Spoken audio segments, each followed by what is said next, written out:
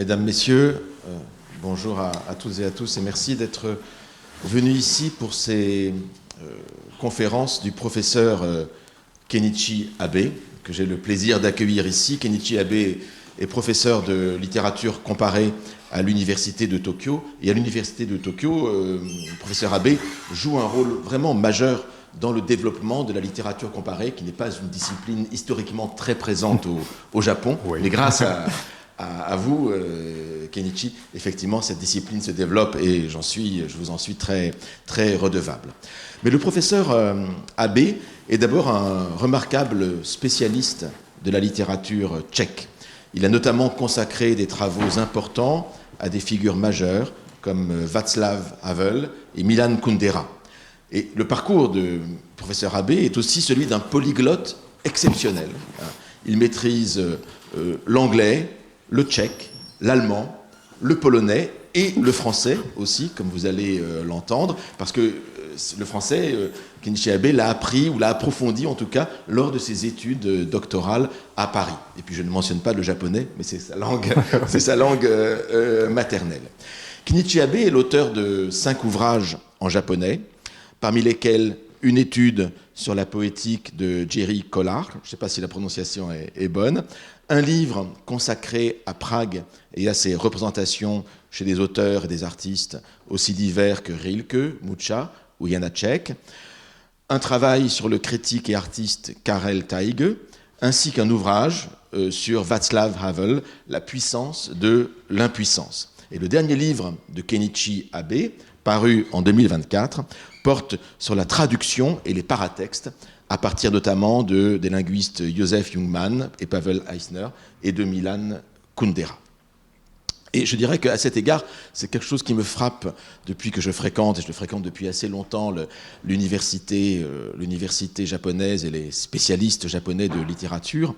Je crois qu'on pourrait dire, et il y a un petit paradoxe là-dessus, mais ce n'est pas un tel paradoxe, que la connaissance du japonais permet, grâce à des gens comme Kenichi Abe, permettent aujourd'hui de mieux comprendre la littérature tchèque, bizarrement. Et je pourrais le dire ça pour les autres langues européennes, parce qu'il y a beaucoup de travaux remarquables qui s'écrivent en japonais sur les littératures européennes, y compris la littérature française, c'est le domaine que je connais le mieux du côté des collègues japonais.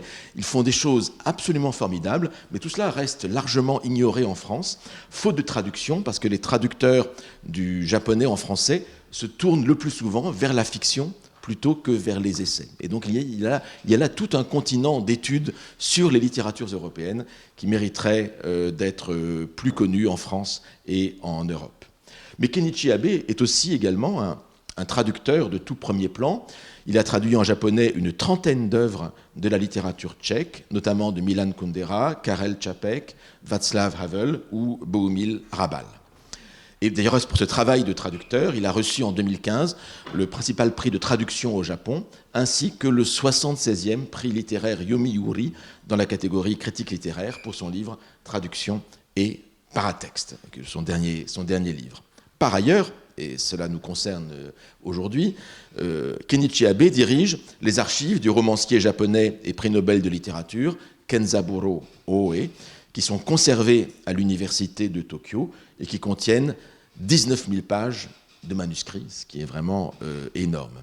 Et à partir de ces manuscrits exceptionnels, dont il est le meilleur spécialiste, il a développé une réflexion passionnante qui relève de la critique génétique. Et c'est pourquoi, sur ma proposition, l'Assemblée des professeurs du Collège de France a invité le professeur Kenichi Abe à donner 2 conférences. Alors, la seconde conférence se tiendra la semaine prochaine, le 24 mars, à 15h, ou bien je vais voir ça peut-être à 15h30, peut-être qu'on décalera l'heure, je vous serai informé de regarder ça sur le site éventuellement, il pourrait y avoir un décalage d'une demi-heure, et elle portera sur les traductions de littérature japonaise pendant la guerre froide, problème intéressant puisqu'il apparaît, mais c'est ce que le professeur Abe montrera, qu'il y a une réception un peu différente de la littérature japonaise en Europe de l'Ouest et en Europe de l'Est pendant la guerre froide.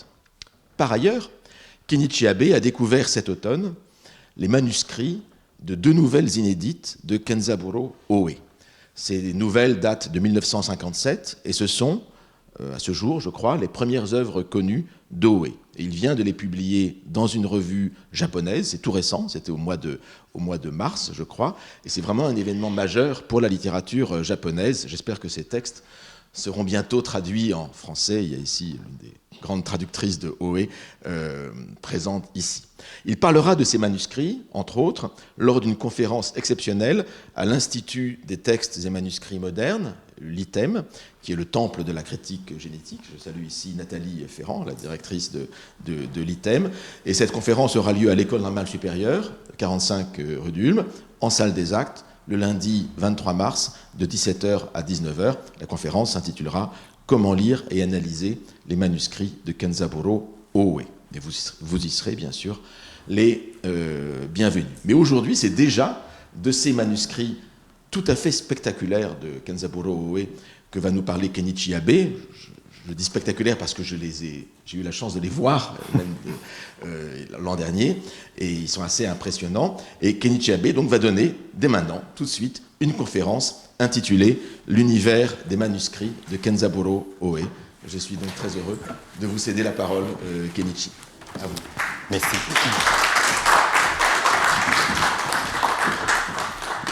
Merci, cher William. Merci pour l'introduction. Merci.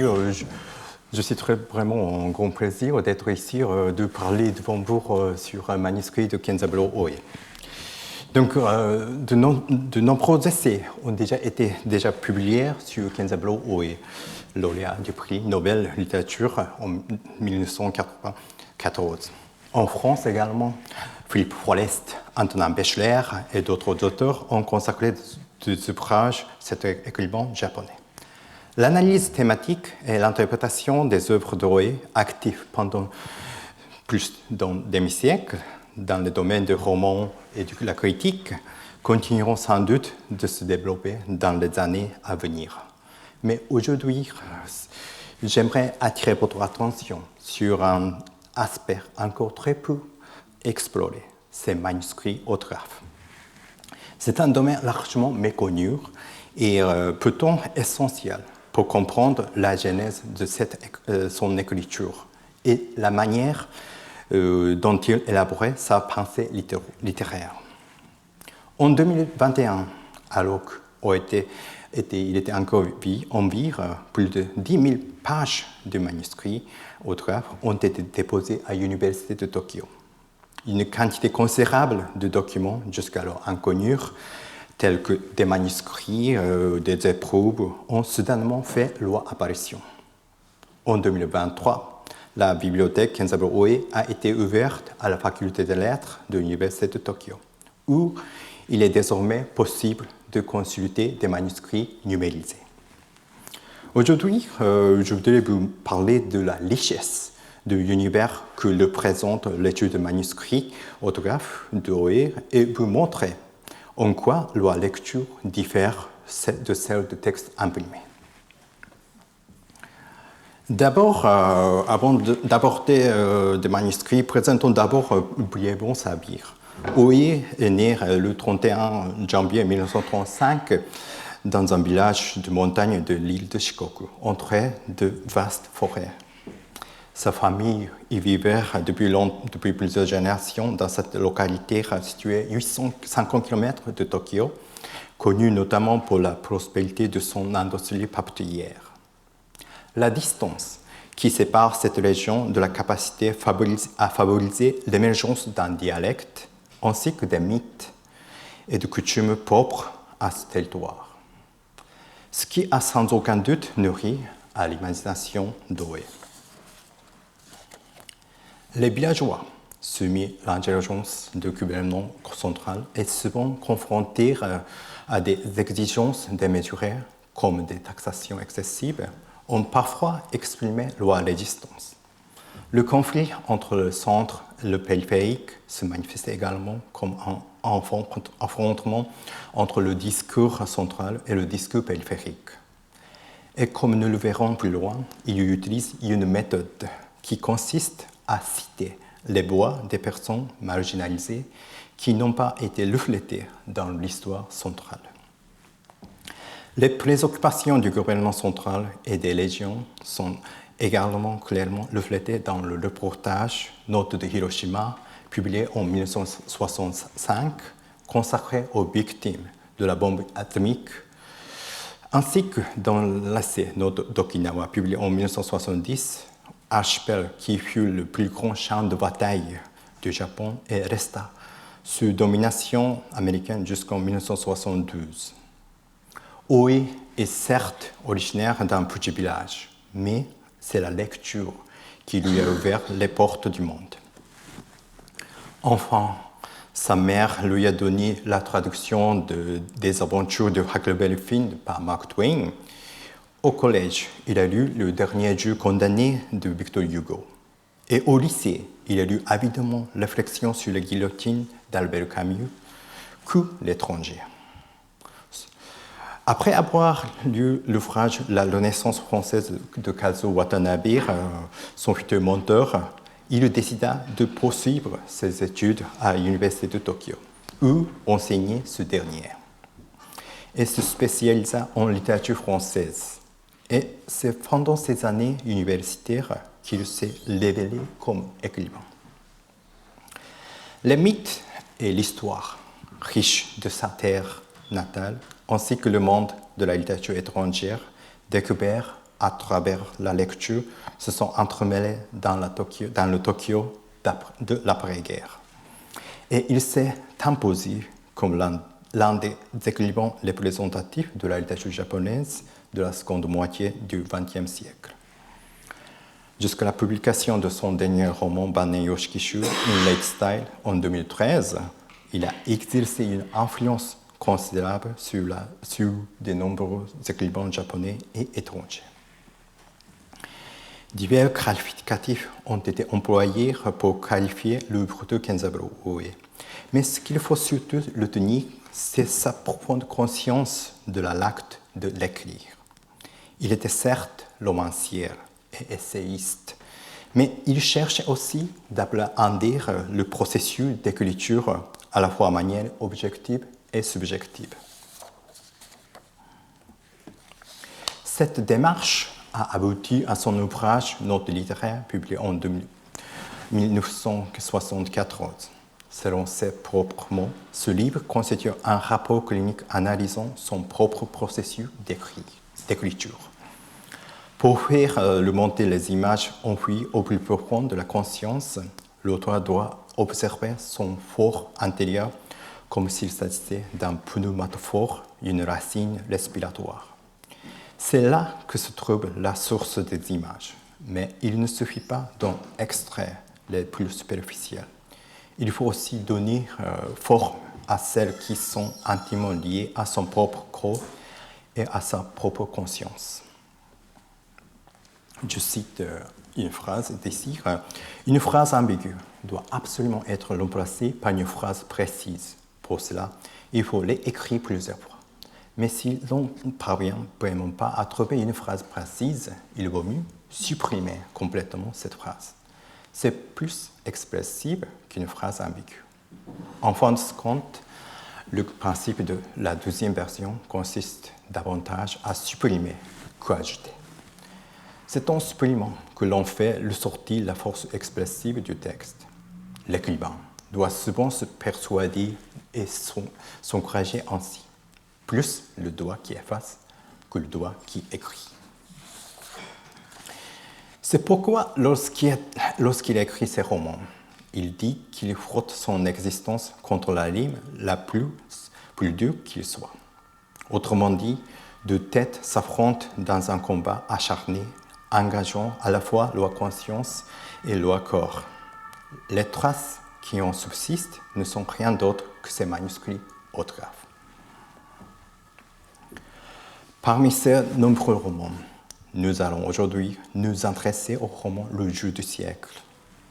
Oe lui-même qualifie cette œuvre de point de dépassement, car ce roman marque un tournant dans sa carrière littéraire.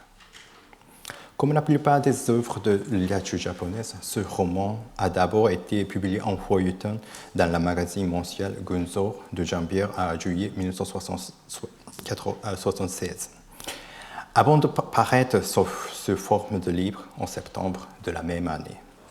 le roman, composé de 13 chapitres, est raconté à la première personne par Mitsuzaburo, autrement dit Mitsur.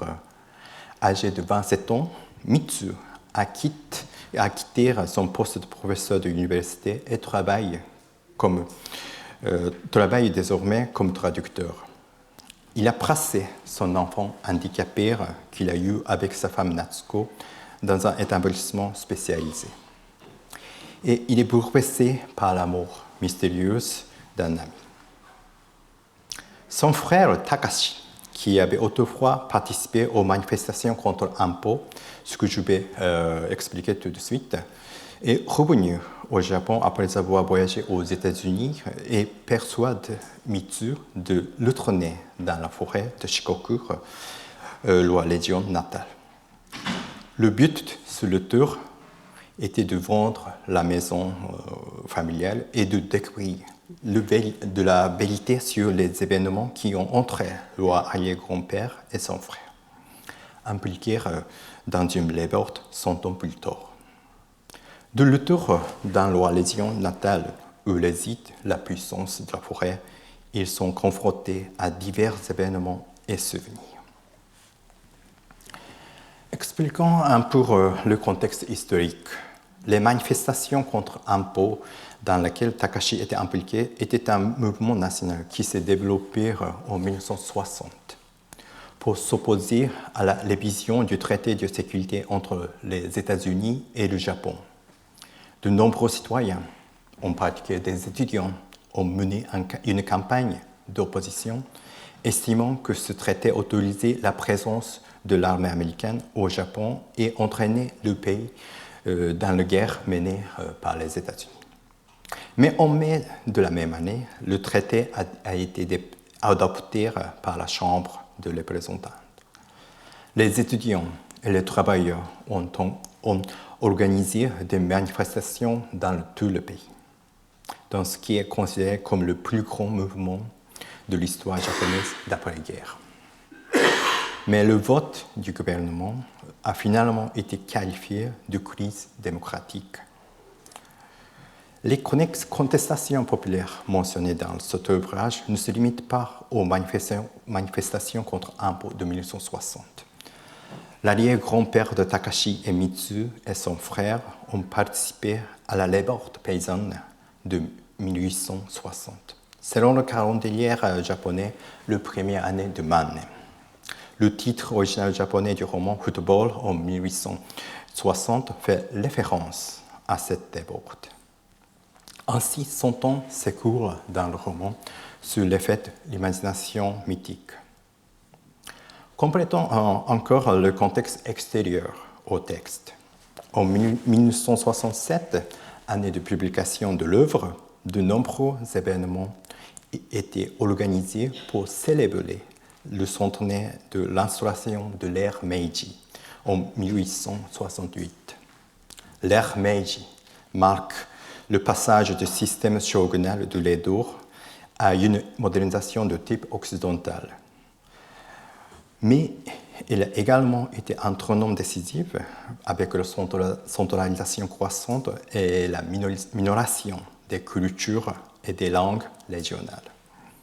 Il va sans dire que l'amplitude entre deux périodes de cette sont mentionnées dans le texte, 1860 et 1960, et celle présente en dehors du texte, 1868 et 1968, a eu un impact considérable sur la réception de ce roman.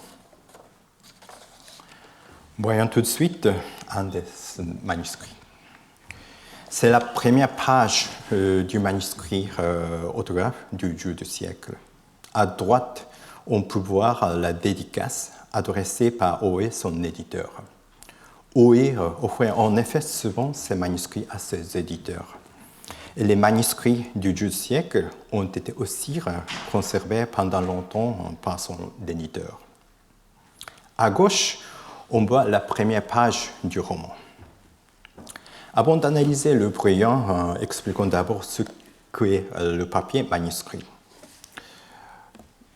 Le papier manuscrit, Genko Yoshi en japonais, est une feuille quadrillère utilisée pour rédiger des textes à la main.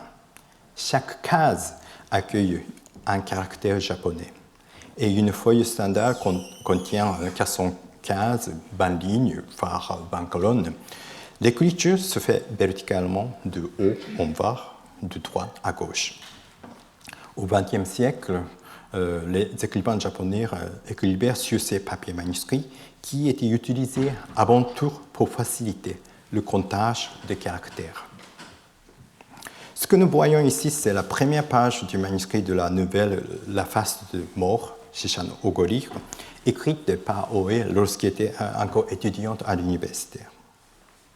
Comme s'il s'agisse de son premier ouvrage, Oe écrit dans ces cases, mais plus tard, il commencera à ajouter des annotations en dehors de cases. Le roman Le jeu du siècle a été écrit sur des papiers manuscrits de 400 caractères, puis publié dans le magazine Gunzo, après quoi les manuscrits ont été publiés. Il y a 708 feuilles en total. Sur la page de garde de chaque volume, le lire, on trouve une dédicace ou le titre du chapitre écrit à la main par Oe. La particularité du manuscrit réside dans l'utilisation d'un stylo plume à bleu. Les corrections apportées permettent de lire les caractères d'origine. Oe a longuement peaufiné son texte, allant parfois jusqu'à coller des passages du manuscrit, ce qui laisse supposer qu'il était susceptible de les utiliser à certaines expressions jusqu'à la toute fin. Nous allons maintenant poursuivre l'analyse du manuscrit. Ce roman devait être publié chaque mois dans un magazine d'une centaine de pages manuscrits et ce manuscrit se trouvait à un stade préalable à sa remise à l'éditeur. Par conséquent, il comporte des ajouts et des corrections au niveau des mots et des phrases, mais pratiquement aucune modification au niveau de structure générale. D'autre part, comme de nombreuses tâches sont effectuées en parallèle au cours d'un mois, telles que les actions du manuscrit, sa révision et la vérification des épreuves, on peut observer de nombreux changements importants dans le manuscrit à ce stade. Le chapitre 3, la puissance de la forêt, commence par le retour de Mitsu et de sa femme dans la forêt Shikoku, leur terre natale. Une force qui dépasse l'entendement humain se cache dans cette forêt dense et Mitsu, qui n'y était pas revenu depuis longtemps, perçoit également la présence de ses ancêtres qui continuent d'y vivre. Je cite ici, « Au-dessus de nos têtes, immobilisés en ce point de la route forestière qui semblait creuser un fossé entre deux cloisons de touffes sombres, s'effilait une bande étroite de ciel hibernal. Le ciel d'après-midi brémissait, comme pour passer du coulée et descendait sur nous avec lenteur. La nuit venue, il emprisonnerait la forêt comme une oreille de mer qui le ferme sur sa chair. Cette seule pensée fit surgir en moi un sentiment de claustrophobie. Bien qu'élevé au cœur de la forêt, je ne pouvais dans cette traversée qui l'amènerait à la forêt me libérer de l'étouffement. Cette sensation était comme vitalisée par sensibilité de mes ancêtres disparus. La forêt est dépeinte comme un monde parallèle doté d'un autre qui lui est propre, que l'on ne ressent pas le sentiment de sécurité que l'on éprouve dans son pays natal.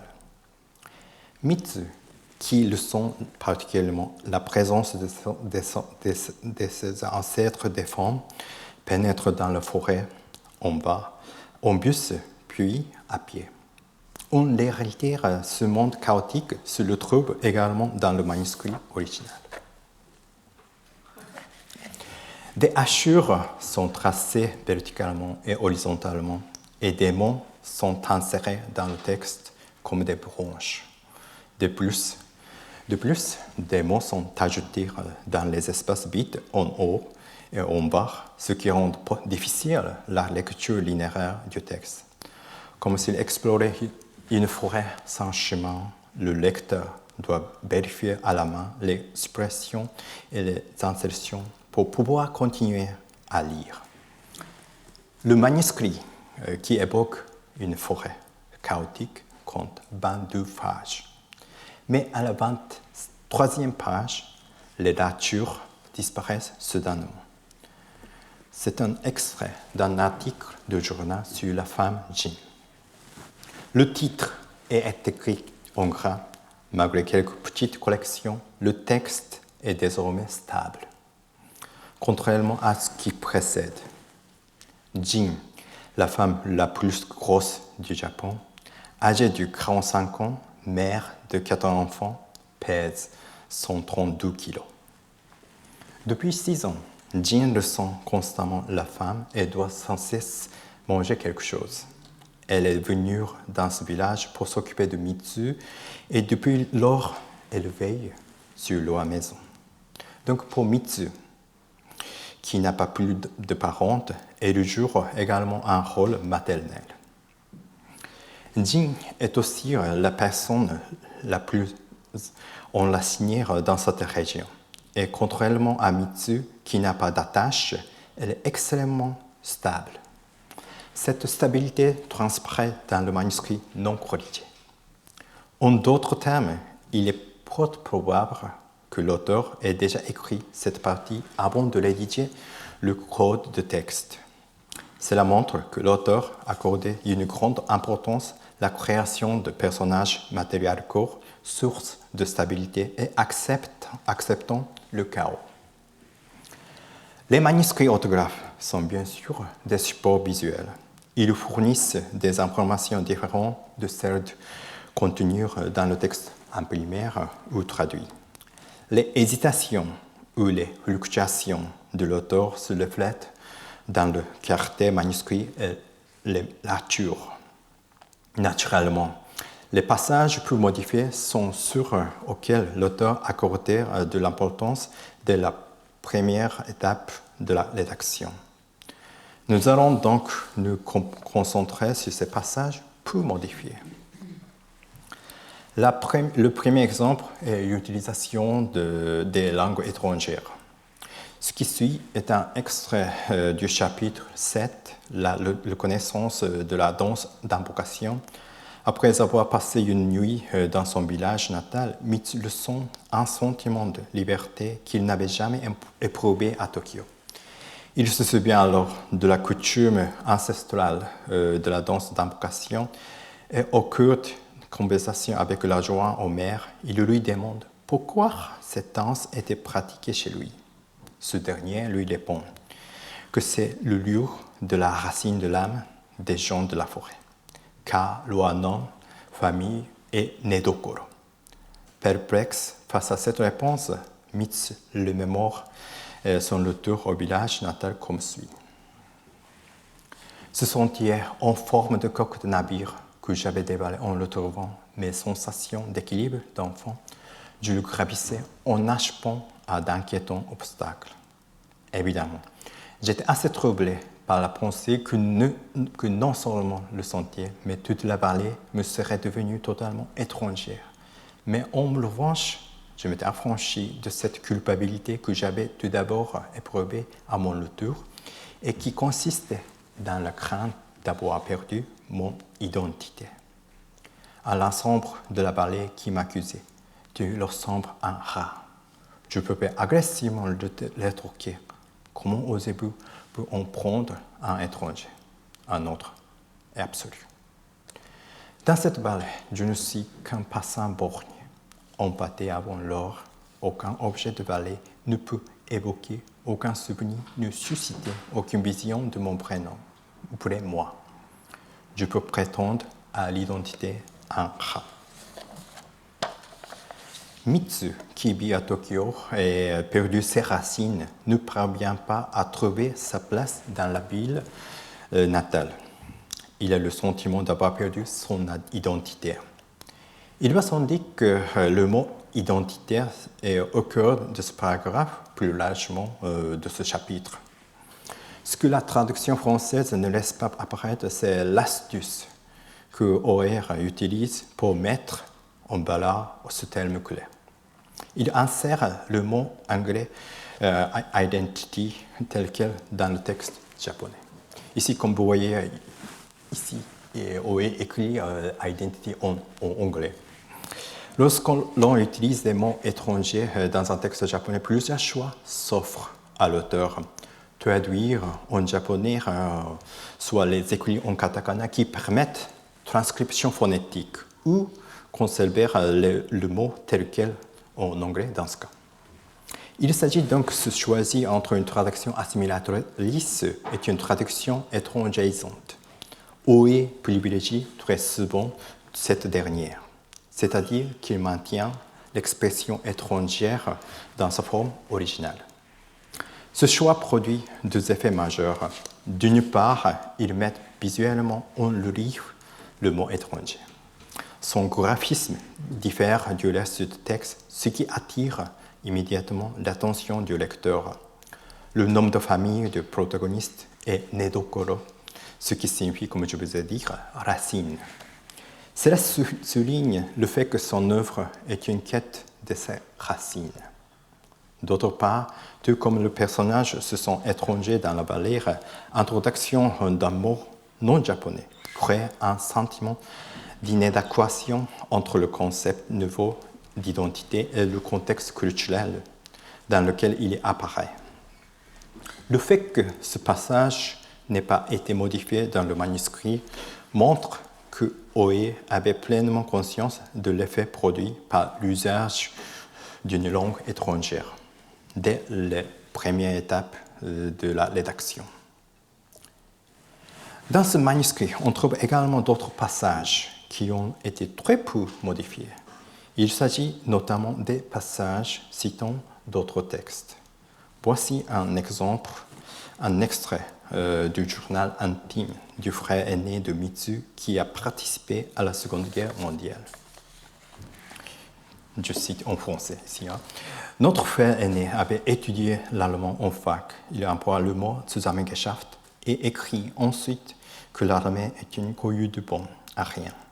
Il a donné un coup de poing à un type qui avait montré des signes de faiblesse au cours de l'entraînement de la compagnie et celui-ci s'est suicidé en laissant un mot ironique disant qu'il était désolé pour le commander la compagnie. Or, le commandant de la compagnie, c'était précisément notre frère aîné. Mais enfin, écrit-il, dans quel état se trouve le Japon d'aujourd'hui? C'est le chaos à la lettre, absolument antiscientifique, sans la moindre trace conscience. En plus, il est indécis. Ce passage est tiré d'un recueil de textes posthumes, l'assemblant des journaux intimes, des correspondances et des poèmes des élèves de l'ancienne école secondaire de Shizuoka qui ont été mobilisés. Cet ouvrage a été publié à compte auteur en 1966 par un comité d'éducation créé au centre universitaire de Shizuoka pour commémorer les victimes de la guerre. O'Hare s'est procuré cet ouvrage d'une manière ou d'une autre et il a cité dans son livre. La citation est tirée d'un texte écrit le 4 août 1939 par M.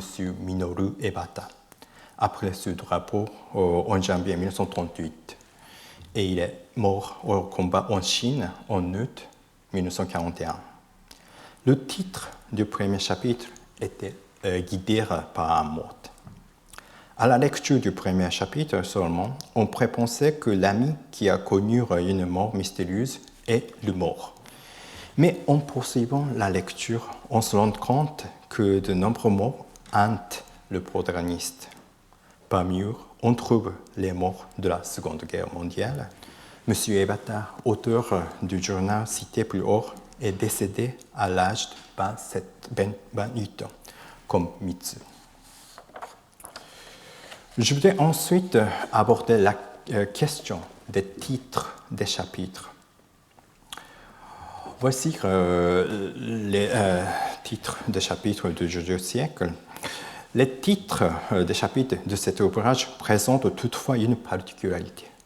Outre le fait qu'ils contiennent 4 citations tirées d'œuvres d'autres auteurs. Chapitre 4 est tiré d'un poème de Edgar Allan Poe, Un rêve dans un rêve, A Dream Within a Dream en anglais.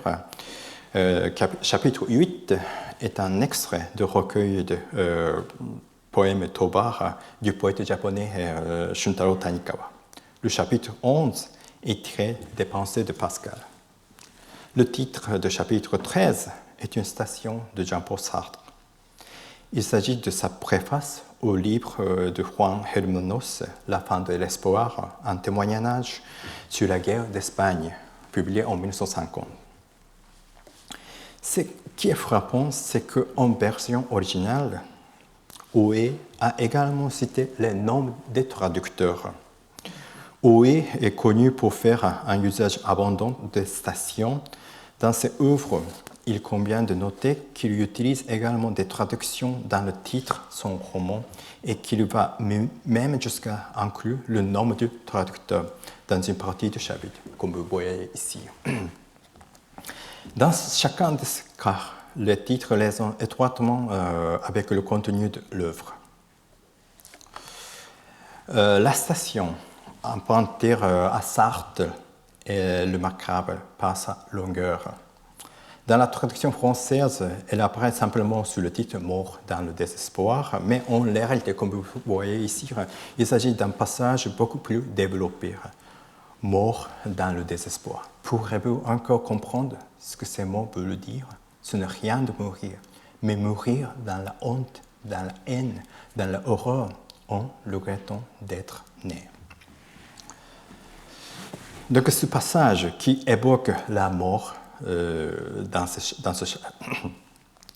qui évoque la mort dans la honte, la haine, la horreur, fait directement écho à la vérité que Taka développe dans ce chapitre.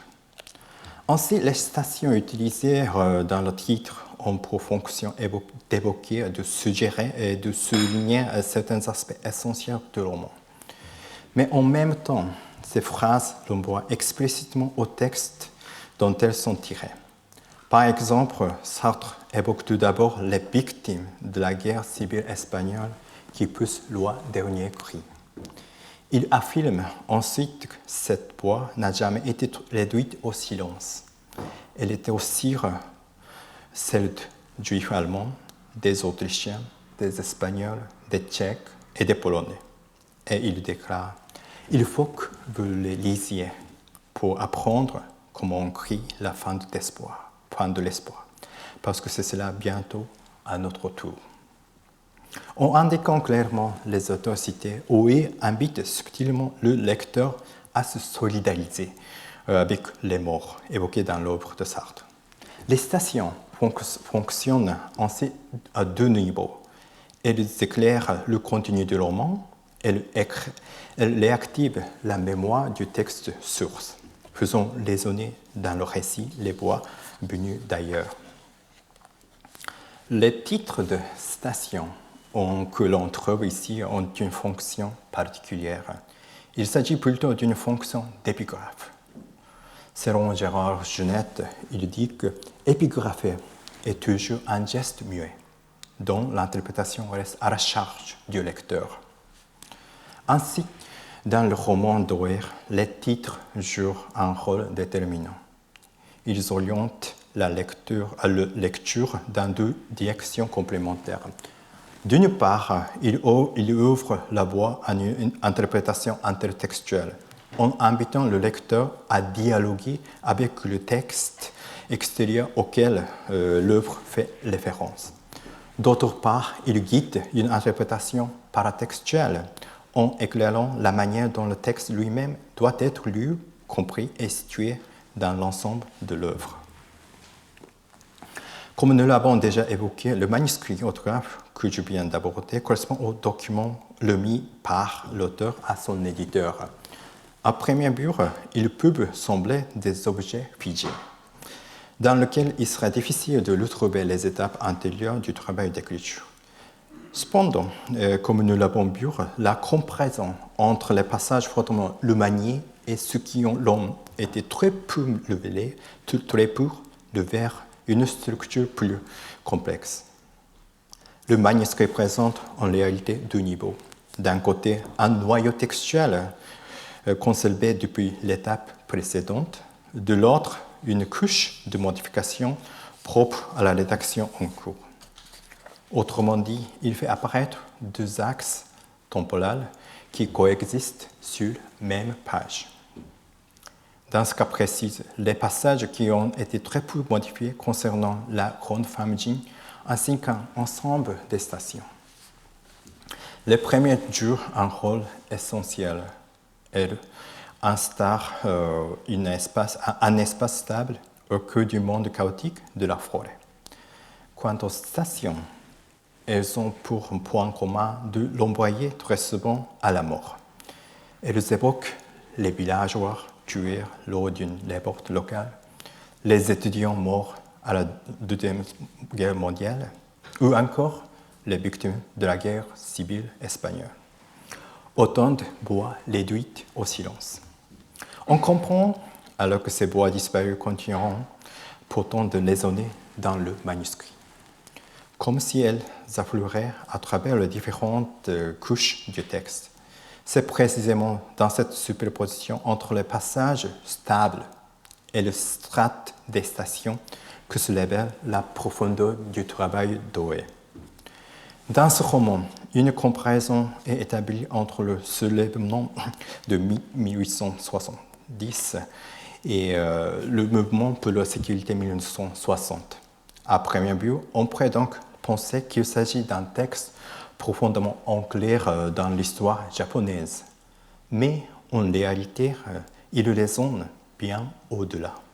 On y entend aussi les voix des paysans qui participèrent au soulèvement de l'époque Edo, celle des étudiants engagés dans la Seconde Guerre mondiale, les écrits de Pascal, ou encore la voix de Sartre rendant hommage aux victimes de la guerre d'Espagne.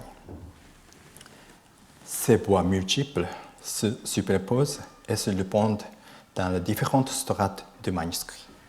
C'est précisément à cet endroit, dans cet espace, où se croisent la lecture de l'œuvre et l'étude manuscrit, que l'on peut saisir toute la profondeur du travail Oe et comprendre comment il tisse ensemble des temporalités, des expériences, des héritages intellectuels très divers.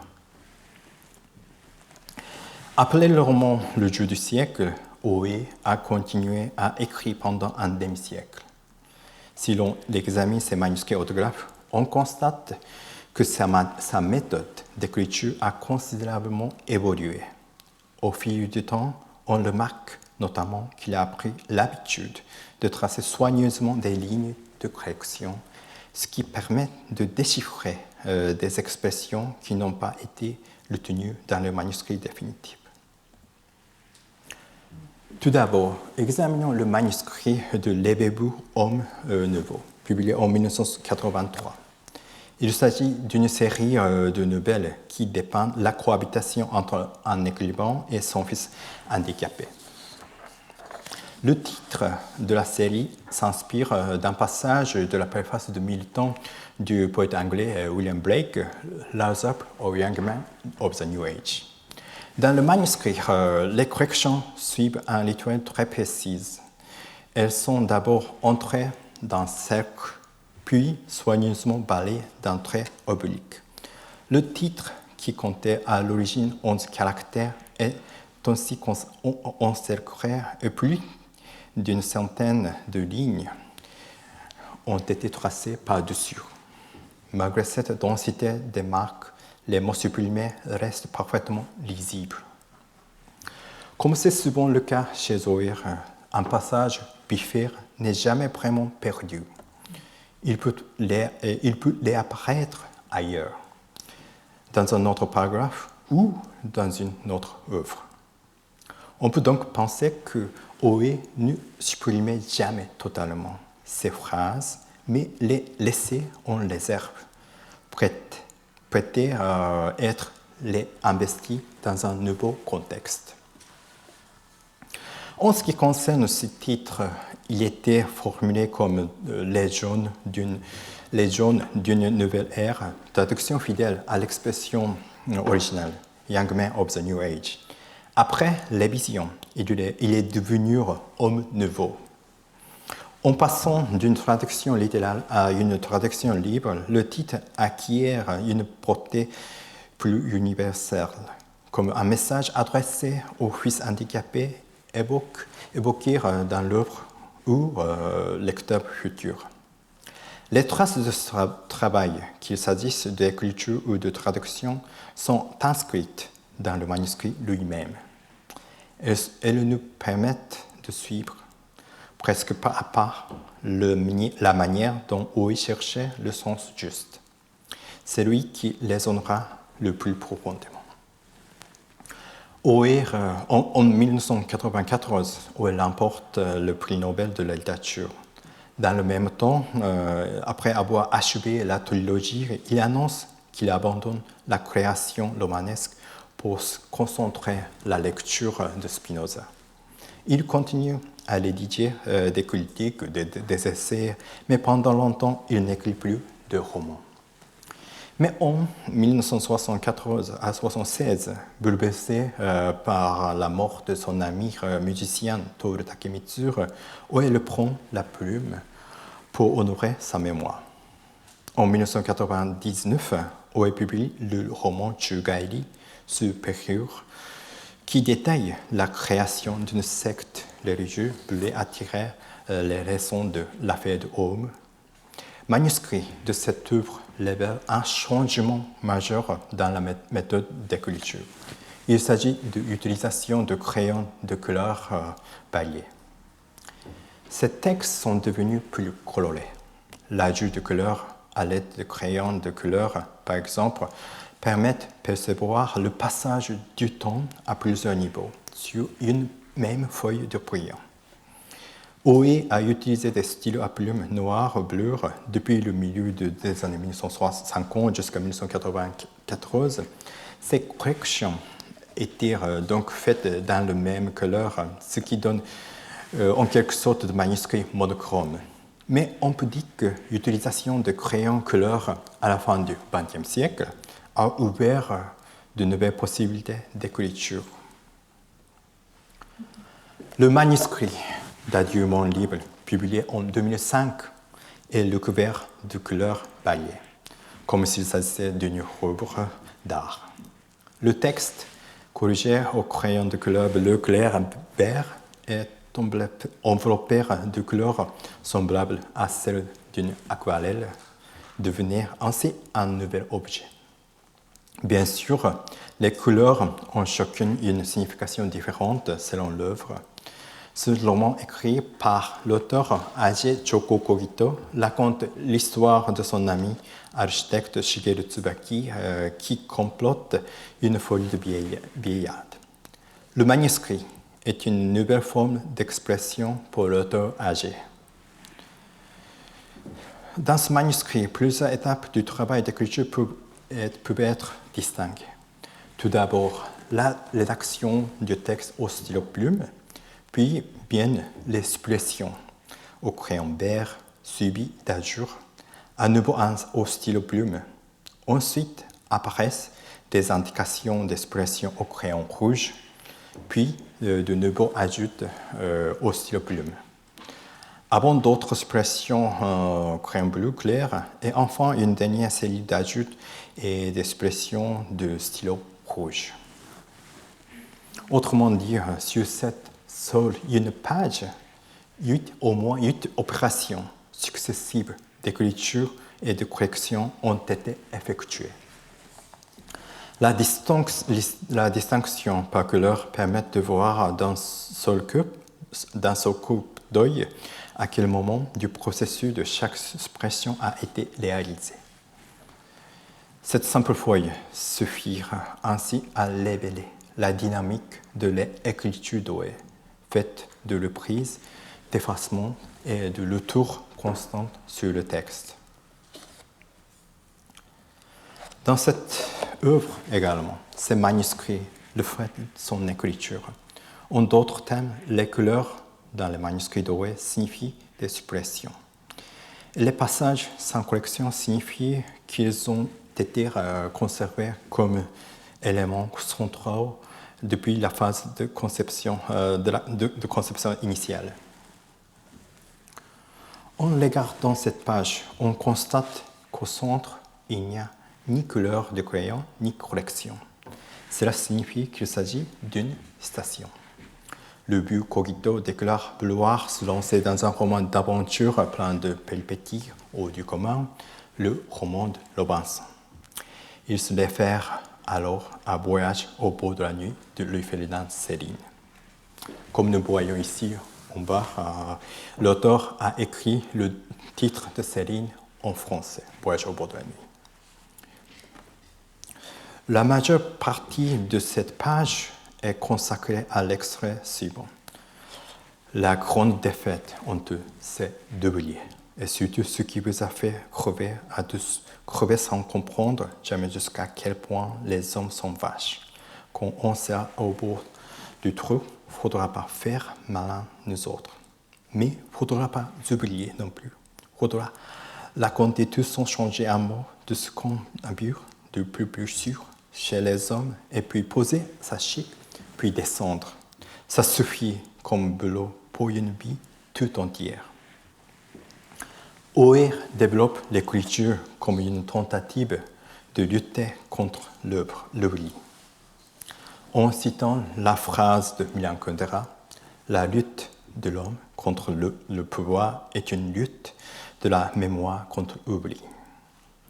Ainsi, les manuscrits dorés peuvent être considérés comme reflétant son style d'écriture, mais aussi comme une tentative de lutte contre l'oubli, en mettant l'accent sur les stations afin de faire entendre la voix des morts à des sans-voix. Pour finir, évoquons son dernier roman Banne Yoshikishu in Late Style, publié en 2013, à l'instar de Edward Said, dans cet ouvrage tardif qui fait le bilan de sa longue carrière de 60 ans. Les personnages et les œuvres qu'il a créées jusqu'alors apparaissent et échangent des paroles. De nombreuses œuvres littéraires y sont également citées et parfois langues étrangères sont utilisées telles quelles. Cette page contient le passage suivant en français. Je dois décrire quelque chose d'intime dans ma langue maternelle. Je commence. Il s'agit d'un extrait du journal intime que Kazuo Watanabe, le maître de Oer, tenait pendant la Seconde Guerre mondiale. Ici encore, Oer fait entendre les paroles d'une personne déjà décédée pour tisser son dernier roman. En lisant attentivement les manuscrits autographes, nous pouvons nous aussi écouter la voix intime de l'auteur, prêter attention aux voix des autres qu'il convoque et nous imprégner de la joie de l'écriture. Je vous remercie à votre attention.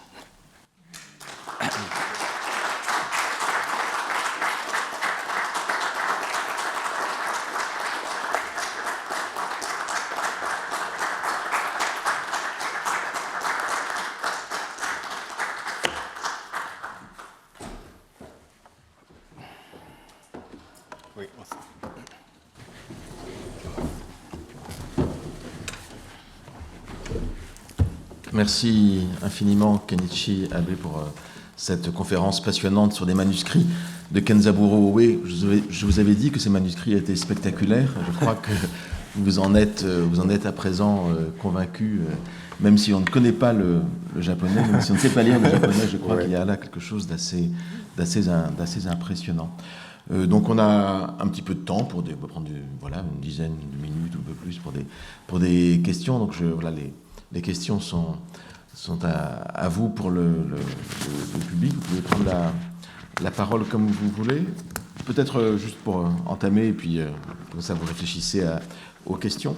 Là, vous nous avez montré des manuscrits de travail. Il y a aussi des manuscrits de mise au net pour l'éditeur, parce que là, effectivement, un éditeur n'arrive pas à se retrouver dans le... Oui. Oui. Oui, c'est ça, oui. Donc, c'est surtout les éditeurs qui ont conservé ces manuscrits. Oui. Donc, tout d'abord, dialoguer beaucoup d'éditeurs qui sont mal à l'aise vraiment à lire. Donc, tout d'abord, il y a les éditeurs... il a passé une formation, une sorte de formation d'apprendre, de lire des textes comme ça. Donc, oui, ensuite, donc, les lectures, mais si on lit attentivement, on peut lire vraiment linéairement. Bien donc, sûr. Oui, donc, oui, ça demande beaucoup de concentration. Donc, oui. Et c'est Kenzaburo Oe lui-même qui fait la transcription, la mise au net, ou il le confie à un secrétaire? Confie à l'éditeur. À l'éditeur qui fait Donc ça. c'est l'éditeur qui fait la transcription. Ah d'accord. Donc, oui. Ah donc il livre le manuscrit tel quel, ce qu'on a Oui, vu là, il le donne à... Elle le donne à l'éditeur. Donc, D'accord. c'est beaucoup de travail. Hein. C'est courant de faire ça, enfin d'agir comme ça au Japon, ou est-ce que c'est juste Oe qui fait ça? Oui, je trouve des auteurs comme Oe à l'époque, du XXe siècle, oui, c'était assez courant. Assez courant, d'accord. Oui, donc, oui.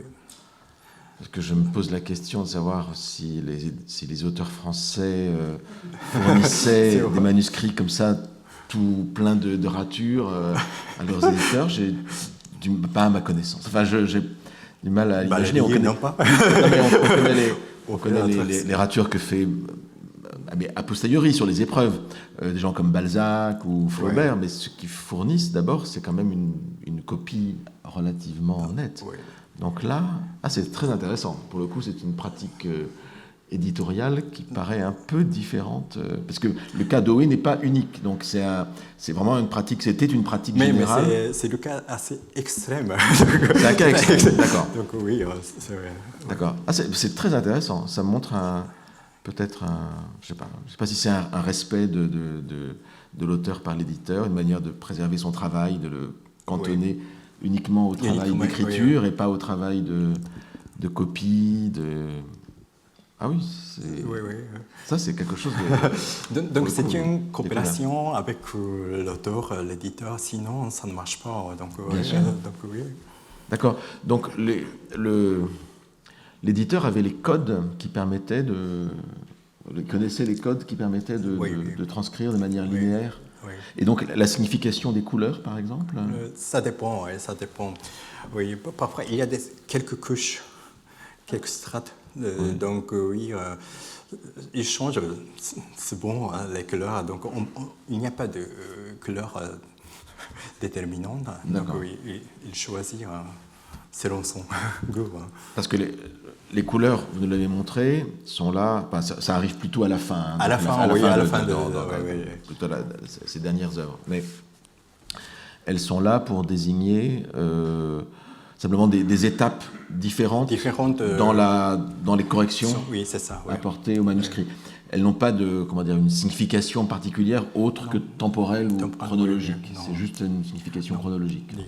Parce que, oui, comme je vous ai dit, donc, il a parfois utilisé des phrases supprimées. Donc, il est peut-être, c'est pour ça qu'il a laissé lisible le texte. Donc, sinon, parce que, oui, de plus, ce que c'est pas aujourd'hui, je n'ai pas lu, c'est qu'il a collé aussi des papiers dessus. Il y a des... C'est comme fait Proust, il fait des paperolles, il colle des papiers. Donc, oui, c'est assez étonnant. Hein. Donc, des couleurs, des couches. Et vous avez des exemples on voit des passages qui ont été raturés, supprimés, et qui sont réutilisés ailleurs. On le voit. Oui, on voit. Des exemples. D'accord. Mais ça veut dire, c'est assez étonnant de corriger avec des couleurs différentes. Donc ça veut dire qu'en fait, on peut, si on fait un travail d'archéologue ou de généticien, de la critique génétique, on peut reconstituer des strates différentes du texte à différentes étapes. Oui. Donc on peut faire un peu comme un peu l'inverse de ce que fait... Enfin, dans les éditions des essais de Montaigne, vous avez souvent, on distingue les textes qui viennent de la toute première édition, puis ensuite les textes de l'édition suivante, et enfin les ajouts de l'exemplaire de Bordeaux, donc les ajouts par commentaire. Donc on voit, c'est distingué dans les éditions en général par un A, un petit b et un C. Et donc si on veut, on peut lire que le A, on peut lire le A et le B. Si on lit le A, on lit la première édition des essais. Si on lit A et B, on lit la deuxième édition des essais. Et si on rajoute le C, on a l'édition qui aurait peut-être été voulue, c'est pas tout à fait sûr, par Montaigne dans l'exemplaire en prenant l'exemplaire de Bordeaux. Donc là, on peut faire un peu un chemin à l'inverse. Donc on peut revenir à l'état, premier état, donc sans les ratures. Et puis on peut revenir surtout à l'état intermédiaire, c'est l'état avec l'état avec la première couche de rature. En gardant la deuxième couche de rature. Donc oui, c'est un grand travail vraiment de déchiffrer ces textes. Les chroniques de textes, c'est assez complexe. Donc, De plus, allez-y. Oui, non mais terminer. Oui, de plus, il corrige souvent des épreuves. Donc oui, ce que j'ai montré, c'est que ces manuscrits à la main. Ensuite, il corrige, il fait des ajouts, supplémentations, lecture, même dans les épreuves. Même sur les épreuves. D'accord. Il en fait beaucoup aussi importantes que ça. Oui, c'est parfois. D'accord. Il y a combien de jeux, il y a combien d'épreuves entre... Par exemple, on a quatre épreuves.